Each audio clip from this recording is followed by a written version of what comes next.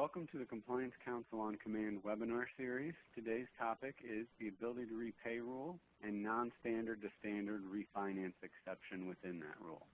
I'm Jeff Anderson, an attorney at Dickinson Law that works with community banks with a focus on regulatory compliance. So today's presentation on the ability to repay rule is really just one aspect of the ability to repay rule. We have a series of 3 webinars discussing this rule. It's just that complicated. So there's one on the qualified mortgage aspect of the rule, including the small creditor and eligible loan exceptions. Today we'll talk about the ability to repay standard within that rule, and then on another webinar we'll weigh the risks between qualified mortgages and ability to repay, particularly discussing the differences between the qualified mortgage safe harbor protection and the ability to repay rebuttable presumption. So to back up at a high level and get a lay of the land of where this ability to repay standard sits within this rule, it's also within 1026.43 of Regulation Z, along with the qualified mortgage standard. So the summary of the rule is that you as a creditor must make a good faith determination that the consumer has the ability to repay the loan. What that really means is borrowers have a new cause of action against you as a lender if you've failed to consider their ability to repay the loan. And that may seem a little backwards to you, as nobody should be in a better position to understand their ability to repay a loan than the borrower themselves, but that is where the mortgage and financial crisis left us with rules like this. So the 2 general ways for banks to defend against these actions that can be brought by borrowers, is through the qualified mortgage standard, which will give you safe harbor protection. That's discussed on one webinar. And then the ability to repay standard, which we'll discuss today. Coverage of the rule, again, is very broad. We're talking about closed-end loans secured by a dwelling. So no HELOCs, no timeshares, reverse mortgages, temporary or bridge loans, and the construction phase of construction to permanent loans, if it's 12 months or less, they're all going to be exempted. Other than that, from a product standpoint, the coverage is very broad. Closed-end loans secured by a dwelling. From an entity standpoint, there's only one real exemption, and that's for community development financial institutions as designated by the Treasury. So I said closed-end loans secured by a dwelling. This is the definition of dwelling. I just raise it here to note that it is very inclusive. It does not need to be property that's attached to real property to be a dwelling. So your mobile homes, your RVs, your boats, if they're used as a residence, those can be a dwelling under this rule. Okay, so we've already talked about qualified mortgage and all of the exceptions and complications within that on the other webinar series topic. Today we're going to go into the 2 other compliance options, the ability to repay factors and the non-standard to standard mortgage exception to the rule. So again, this is really the universe of mortgage loan underwriting, closed-end mortgage loan underwriting. All of your loans have to fit somewhere within this inverse pyramid. So today we're talking about the bottom here of the ATR, ability to repay standard. So these are going to be the loans that don't fit within the small creditor QM, eligible loan QM, or standard track qualified mortgage buckets. Any loans that don't fit within those for whatever reason are going to flow down, and you're going to have to ensure that they comply with this ability to repay underwriting standard.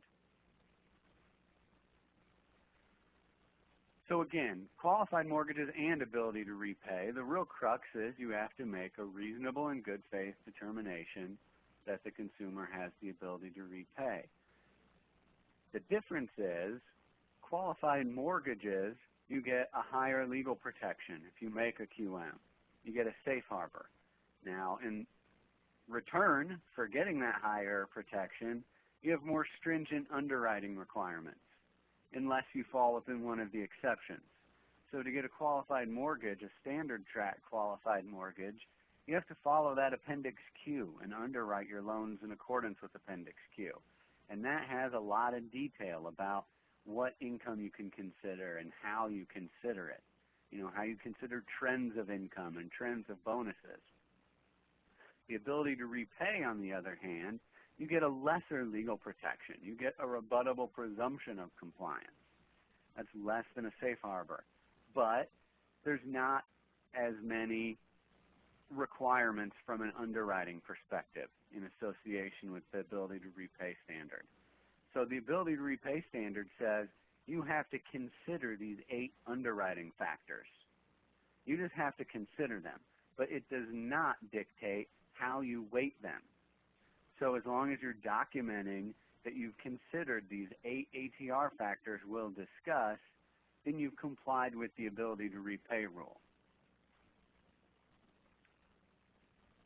So that really leaves the meat and potatoes of your loan underwriting to your own standards, to your own policies and procedures, and ultimately to your borrower's individual facts and circumstances. Whereas under the QM side, that's a bit more regimented. You know, just one example. If you have a self-employed borrower who comes in and wants a loan, but they've only been self-employed for 1 year, say they just graduated college 2 years ago and became self-employed a year after, you're very confident that this is a good loan. You want to make this loan. You're not going to be able to make that loan under Appendix Q, generally, because you need 2 years of self-employment history. So that's a type of loan that's going to get you to this ability to repay standard. You can make that loan under the ability to repay standard. The ability to repay standard doesn't dictate that you have to have 2 years of self-employment income. It just says you have to consider income and assets. So these are your 8 ability to repay factors.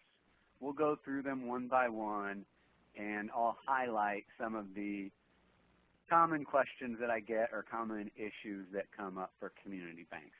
So none of these should really be that groundbreaking for any of you. I mean, you're already considering income and assets, the monthly payment of the transaction, simultaneous loans, mortgage-related obligations. For most of you, this is all already part of your underwriting. Now it's just going to be some slight tweaks here or there for the ability to repay loans, as we'll discuss, and also just being very careful in the way that you document these to ensure that you have strong documentation in the event that a borrower does bring an ability to repay claim against you, so that you can show the court that you have made it in accordance with this rule.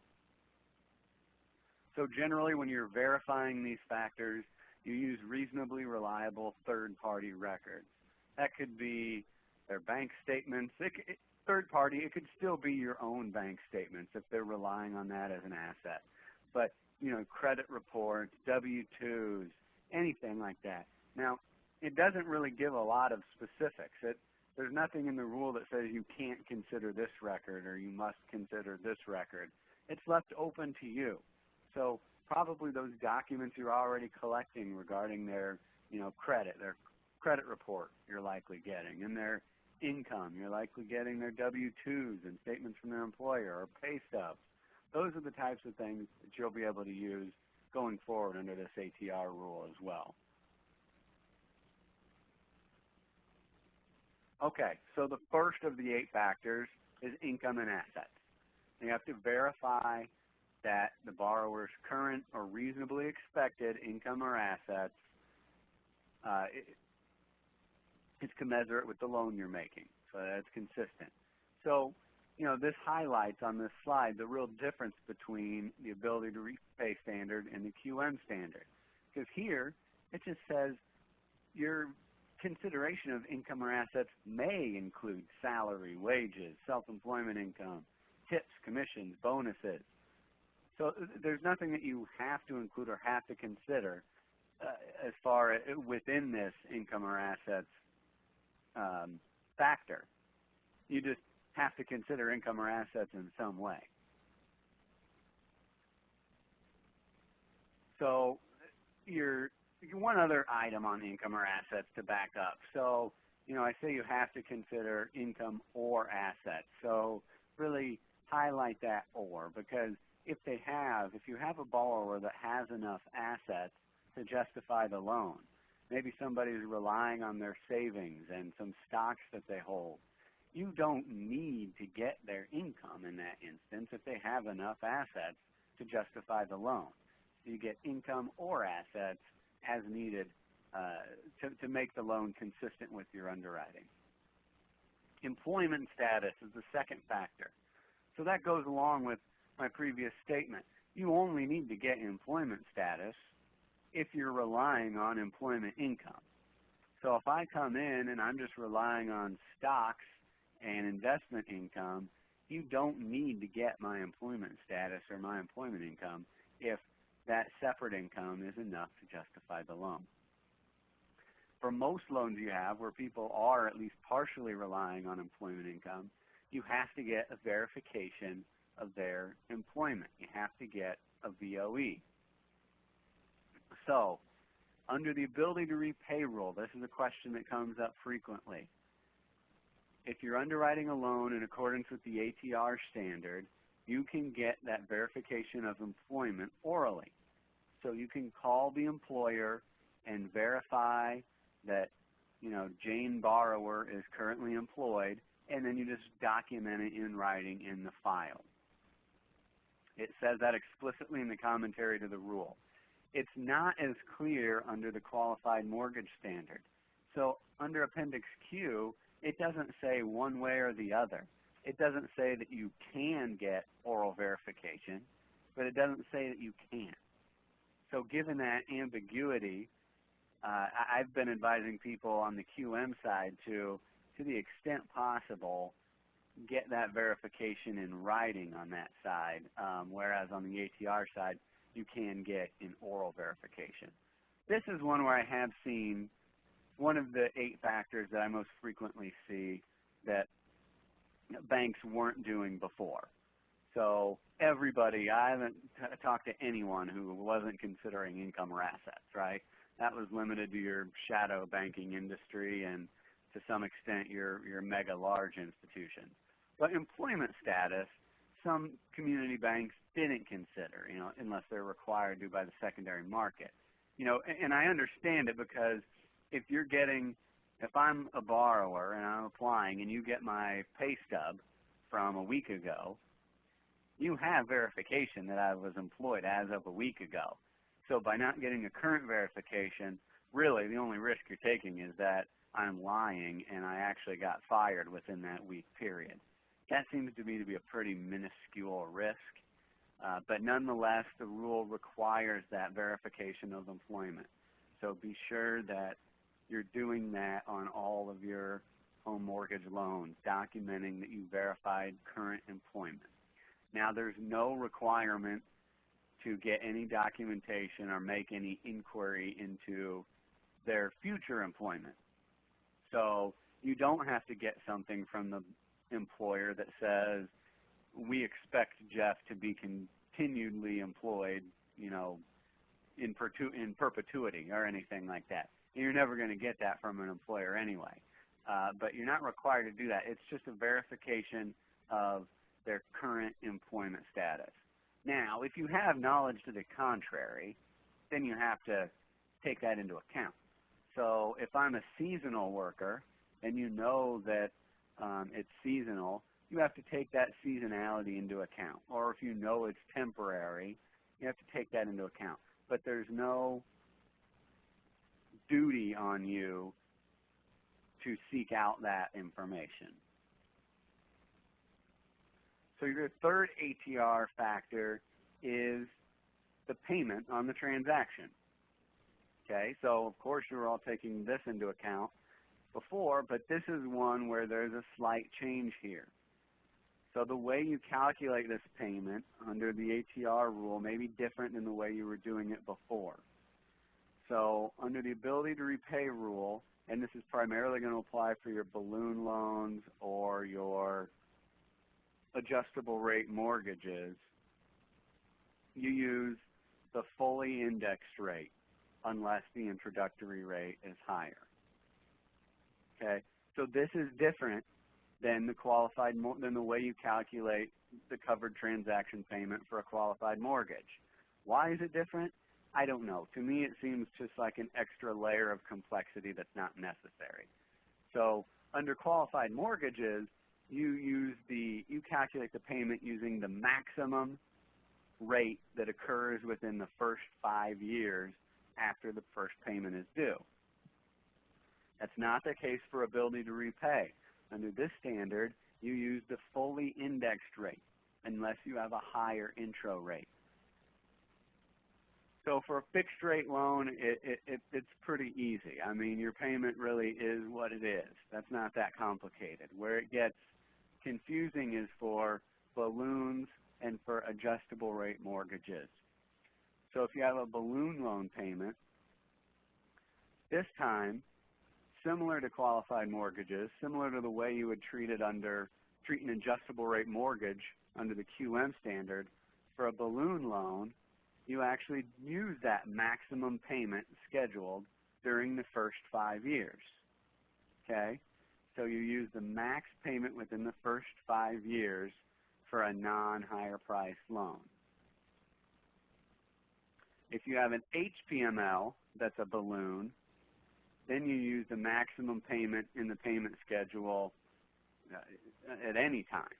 So really, making an HPML that's a balloon is going to be very difficult under this rule. And under this rule, having any balloon that occurs within the first 5 years after the first payment is going to be difficult because not that many people can actually afford that balloon if you take it into account in calculating the payment. So for your non-HPML balloons, you use the maximum payment schedule during the first 5 years after the date on which the first payment is due. So an example, you have a 6-year term loan consummated August 15th. First monthly payment's due October 1st, so you count from that October 1st date, and you have a balloon that has to be made on September 1st of 2020. So that is going to be outside of your 5 years. So you got 6 years, right? It's a 6-year balloon. You're counting, 2014 to 2020. So the maximum payment that can occur within 5 years, you're looking at the maximum payment in 2019 or before. The balloon doesn't happen until 2020. So you don't have to take it into consideration in that instance.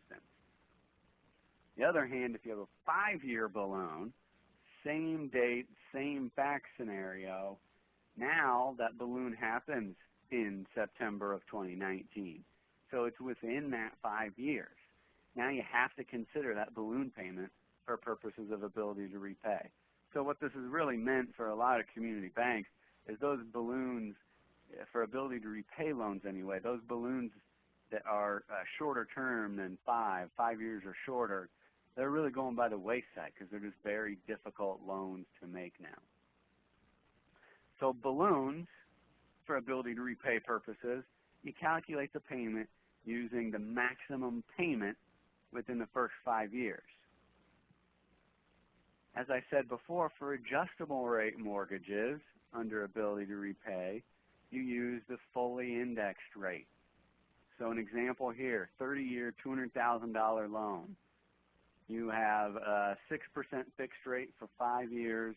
After that, it adjusts annually based on index plus margin, and has a 2% annual adjustment cap. So your index at consummation is 4.5. So take that 4.5, add the 3% margin. Your fully indexed rate is 7.5. So that's what you're going to use here.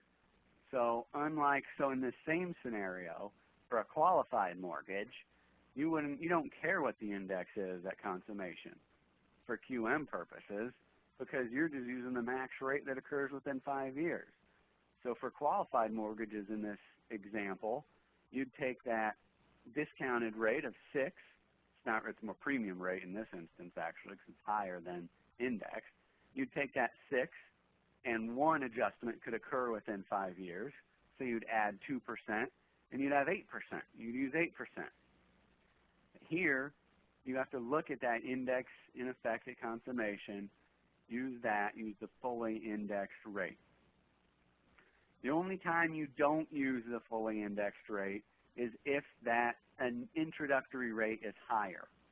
So in this scenario, your fully indexed rate is 7.5, whereas your discount rate is 6. So you use 7.5. If that introductory rate was 8% fixed for 5 years, and the fully indexed rate of consummation was 7.5, then you'd use 8% in calculating the payment. So I've given other examples here you can look through in the materials. A 3-year balloon, these are, like I said, just going to be very difficult to make because now you have to consider that balloon payment in the 3rd year in underwriting the loan. And how many borrowers can really afford that? I mean, if they can, they may be in the market for a different product than this, really. Okay, so that's the monthly payment amount. That's one that a lot of you are probably had to make changes on because for adjustable rate mortgages and balloons. So the way you calculate those may be a little bit differently for those two products. Your 4th factor is any simultaneous loan payment. So a simultaneous loan is any loan that is on the same property. So if there was a HELOC, if someone came in for closed-end mortgage and they were also seeking a home equity line of credit on that same property, that's a simultaneous loan, and you'd have to take that into consideration. Okay, so that's easy enough when somebody's coming in and they're seeking both loans from you, or they already have a HELOC with your bank. You should be able to find that out just with some minimum due diligence. The problems arise is, how do you know what a borrower has applied for elsewhere? So someone could have applied for a HELOC at, the Wells Fargo down the street, and you're not going to know about it. You can't, ask all the banks in the area whether your borrowers have applied with them. What the rule says is you just need some policies and procedures in place to determine whether they've applied for another credit transaction. I think, one thing you can do that should be pretty easy is just inserting that question as part of the application process and loan closing process. Have you applied for any other loans on this property? Do you have any other outstanding loans on this property? Just ask the borrower about that, then have some policies and procedures to check internally, and to the extent possible, if there's any mechanism by which you can check if they have any other liens on the property that you can find out with public information. 5th ATR factor is mortgage-related obligations. So these are your taxes, insurance, ground rent, homeowners association fees, condo co-op fees, flood insurance, anything like that is going to be included as mortgage-related obligations. That one shouldn't be too new to many of you. 6th factor, debt, alimony, and child support. So you have to consider their current debt obligations, any alimony or child support that's required to be paid. Again, unlike Appendix Q, there's not a lot of detail about how you have to weigh these. You consider them in light of the attendant facts and circumstances. You consider their debt in light of your own policies and procedures and your own underwriting guidelines. Your debts are student loans, auto loans, open-end loans, any revolving debt, any other mortgages, any credit card debt. Those are the items you're going to want to document that you've considered. 7th is debt-to-income ratio or residual income. So again, to contrast with QMs, here it just says you have to consider the debt-to-income ratio. There's no 43% bright line like there is on the qualified mortgage standard. So you can make ability to repay loans that have a DTI higher than 43%. I've included here how it's calculated. If you want, I've put together a bit of an outline that you may be able to use for training purposes that I'd be more than willing to send to you on how to calculate debt-to-income ratio under ATR and under the QM rule. So shoot me an email, give me a call if you're interested in that, and I can send it over to you. 8, the last ability to repay factor is credit history. You have to consider their credit history. That can include any credit lines, payment history, judgment, collections, bankruptcies. For most of you, this is going to be getting a credit report. That's going to be the third-party document you rely on here. Again, no guidance about how credit history is weighed. Interestingly, credit history is not in the qualified mortgage standard at all. You can read all of Appendix Q, and there is not one mention of credit history in there. You could technically make, I wouldn't necessarily recommend it, but you could make a qualified mortgage and get that safe harbor protection without making any inquiry into credit history. So I don't know, what the justification is for that. I think they'd probably just assume that you're all doing it anyway, but if they did that, they could have left it out of the ability to repay side as well. But for ability to repay, you have to document that you considered the consumer's credit history. Okay, so before we go to non-standard to standard refi exception, I just want to go back over ability to repay, back up to a higher level so, we leave with some understanding of what this means in conjunction with the rest of the rule. So, again, you think of that inverted pyramid, you're likely trying to get loans into that qualified mortgage standard to the extent you can. But many of you are in communities where all of your borrowers don't fit within the small creditor exception. Maybe you're not retaining them all in portfolio for 3 years. Maybe you're not selling to Fannie and Freddie. So there goes the small creditor and eligible loan exceptions. And now you're down to standard track QMs.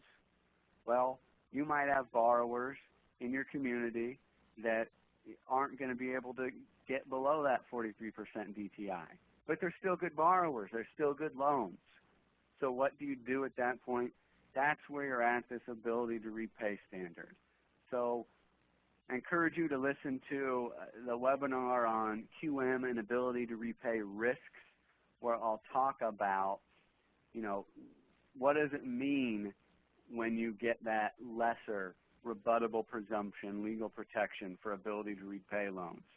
What added protection are you getting under the qualified mortgage standard with the safe harbor? What's the difference? Okay, so moving on to the non-standard to standard refinance exception. This is an exception to the entire ability to repay qualified mortgage rule. So if you refinance a loan and it falls within this exception, in that refi, you don't have to worry about ability to repay compliance at all. The borrower is not going to have any recourse against you. There's no cause of action on a loan that meets this non-standard to standard refi exception. It's a very limited exception, however, I think. They've made it very narrow. So for one, and I think this may have been a lobbying win for your big banks, your Wells Fargo and U.S. banks. I don't know that, but it just seems like it might be. This exception only applies if you're refinancing your own loan. So if you refinance somebody's non-standard Wells Fargo loan into a standard community bank loan, this exception doesn't apply.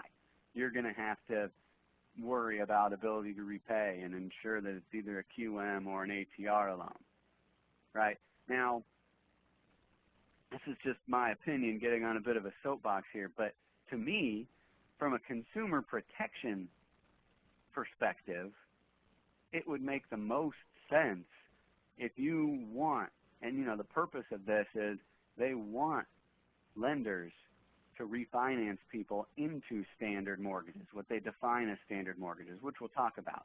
If that's your goal. You want people to go to those more standard consumer-friendly products. Wouldn't it be more beneficial to consumers to open that up and say, you can avail yourself of this exception, whether it's your own loan or not? I mean, at that point, you can imagine if you could do that, you know, community banks out there could really push against the bigger banks and say, hey, we'll refinance your big bank loan into a standard community bank loan and take advantage of this exception. But they didn't do that. They made it so it has to be your own loan that you're refinancing. So that winnows the universe of utility of this exception down quite a bit to begin with. So now let's jump into the definitions of what is a non-standard loan, what is a standard loan. Okay, before I start, I'm going to go over this at a pretty high level. Again, I've put together kind of a, I don't know, policy procedure type document, a training document perhaps, on the non-standard to standard refinance exception that I'd be glad to share with any of you listening. So it's a 5-page document that really outlines the coverage of the rule and some common questions. So if you're interested in that and want that document, shoot me an email, give me a call if you don't already have it, and I'd be glad to provide it out to you. So what's a non-standard mortgage? Non-standard mortgage, again, has to be closed-end. That's the coverage of this entire ability to repay rule. A closed-end loan secured by a dwelling that is one of these three. One, an adjustable rate mortgage with an introductory fixed rate for a period of 1 year or longer. So your 3-1, 5-1, 7-1, 10-year ARMs, those are all non-standard mortgages. That's one. Two, interest-only loans. And three, negative amortization loans. Those are your three non-standard mortgage categories. So if you refinance any of those into a standard mortgage, that's where you fall here. Begs the question, what is a standard mortgage? Standard mortgage has to provide for regular periodic payments that don't cause the principal balance to increase, so it can't be a negative AM. The periodic payments can't allow the consumer to defer repayment of principal. So that means, you know, principal, of course, is deferred in any loan. What they're talking about here is it can't be a loan where they can switch to interest only at any time period, like graduated payment mortgages, for example, that allow for deferment in that type of manner. So you can't have negative AM, you can't allow them to defer repayment of principal, and it can't result in a balloon payment. So those are kind of your product restrictions, okay, on a standard mortgage. Next, standard mortgage, you have to fall below the points and fees threshold. So points and fees threshold we went into in painstaking detail in the qualified mortgage presentation. I won't go through it again now because it'll take another half hour. But just know you have to stay below that points and fees threshold to have it be a standard mortgage. The term of your standard mortgage can't exceed 40 years. And you can have a standard mortgage and have it still be an ARM. So remember, one type of non-standard mortgage is an ARM with a fixed rate that's longer than 1 year. You can refinance that ARM into another ARM that meets all of the other standard mortgage criteria. But if it's an ARM, the interest rate has to be fixed for at least the first 5 years after consummation. So your 3-1 ARMs, that's not going to be a standard mortgage. Your 5-1, 7-1, 10-1 ARMs, they could be if they meet the other criteria. Lastly, the proceeds from the loan have to be used, the proceeds of the refinance have to be used to pay off the outstanding principal balance of the non-standard loan and to pay off any settlement charges in association with the loan. Okay? So that's the definition of a standard loan. So, you know, the window of utility is narrowing even further, right? to begin with, it only applies to loans that you refinance yourself, your own loan. So that narrows it. Now, the definition of standard loan narrows it even further. I mean, you have points and fees. You have, if it's an ARM, it has to be at least 5 years.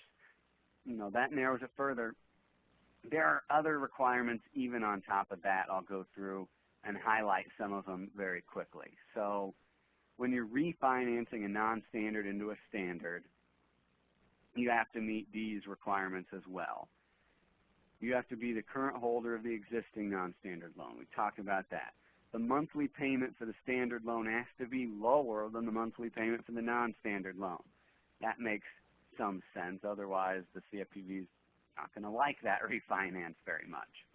So it has to be a lower payment, and it has to be substantially lower. So basically, a payment reduction of 10% or more is materially lower, and there is some detail in that that I've laid out in this document that I can provide out to you. But it has to be materially lower. Just 50 cents lower is not going to be enough.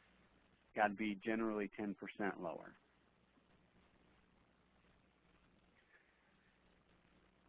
You have to receive the application for the standard mortgage no later than 2 months after the non-standard mortgage has been recast. The consumer has to have made no more than one payment more than 30 days late on the non-standard mortgage during the 12 months preceding their application for the standard mortgage. So that one seems, it seems a little strange because in some instances you might be trying to help out a borrower that's had some trouble making payments, so why restrict them? But there's that string attached. If they have more than one payment in the previous 30 days, that's more than, or in the previous year that's more than 30 days late, they're not going to fall under this exemption. The major one I'll jump to is you have to have considered as part of this refinance whether your borrower is likely to default on their existing non-standard mortgage, and you have to consider whether the new standard mortgage will likely prevent that default. So that's very loosey-goosey language, but it really just means you have to document that this refinance is helping the consumer to avoid a default. Okay? So, again, non-standard to standard refi exception is relatively limited. Didn't want to spend too much time on it. If you need more detail on it, just please give me a call, shoot me an email. My contact information is at the beginning of the presentation. I'd be glad to provide this document to you. Thank you.